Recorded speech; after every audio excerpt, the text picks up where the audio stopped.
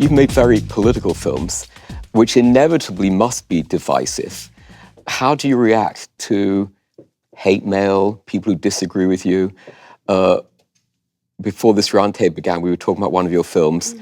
You're Turkish German, but you made a film that was very sympathetic to the idea of the Armenian genocide. How did your family and friends react to that? My family loves me. Still? Yeah, my parents do love me, and they don't want me to get in any trouble. And I'm curious about trouble. I like to be involved in kind of like trouble, not trouble on the street, but like writing something and, I don't know, provocate something. I definitely believe in discussions.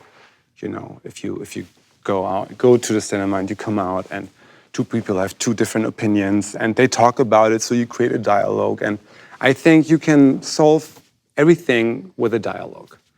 And the Armenian genocide is something which is it's based about fear.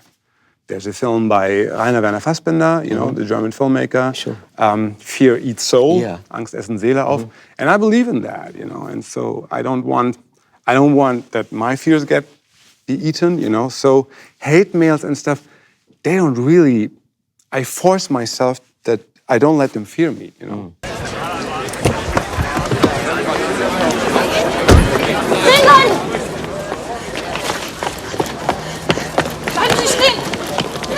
Ich muss zu meiner Familie! Ich muss zu meiner Familie! Stehen bleiben! Ganz zu meiner Familie! Ich muss! Lassen Sie mich! Ich muss zu meiner Familie!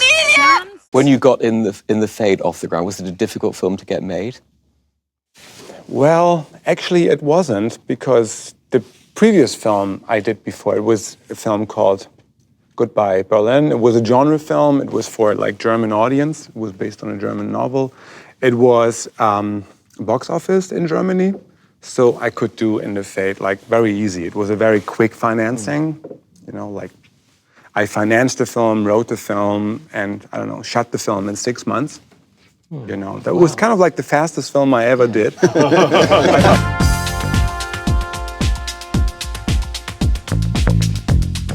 What's been your toughest moment as a writer?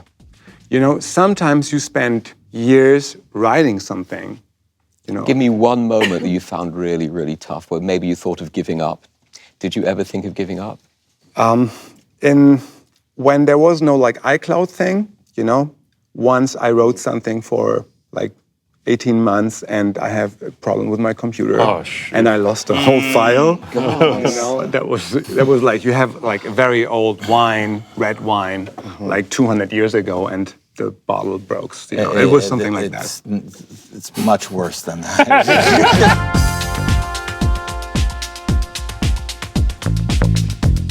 I'd like each of you to name one screenplay that has particularly influenced you or stuck out for you. I'm fascinated by Apocalypse Now, the whole writing process with like not finding an end. Life like that, life can be like that, writing can be like that, not finding the end. That's why what I said in the beginning, I was very thankful that once I have the end, you know, like, okay, it will not be Apocalypse Now. That was very inspiring, that writing process. When you go into a story, do you know the ending in advance? When you start writing? Well, I think you ought to, in a perfect world, because everything is the rest of the writing work then becomes a preparation for that perfect ending. I often find that writers who disavow the importance of an ending are just not very good at endings, and so they fudge it and they try to raise the quality of other elements of storytelling. But to me, it's critical to know what you're working towards. Do you agree with that, Fatih? It's different from screenplay to screenplay. Depends on the material. With the last film, In the Fade, one of the first images I had was the ending. You know, it was like there. Okay, how I'm gonna have to write this to get to there. So I was kind of like writing it backwards. You know, but sometimes it's completely different. Sometimes it's the opposite. Sometimes I start because I have a great idea for an opening, but I don't know how to end it. You know? Ready? Okay, quiet on set. And I look down the lens. Yeah. Let's do it. Hi, my name is Darren Aronofsky. I'm Aaron Sorkin. Emma Stone. Allison Janney. Thank you for watching. Thank you for watching. Thank you for watching The Hollywood Reporter. Thanks for watching The Hollywood Reporter. The Hollywood Reporter on YouTube.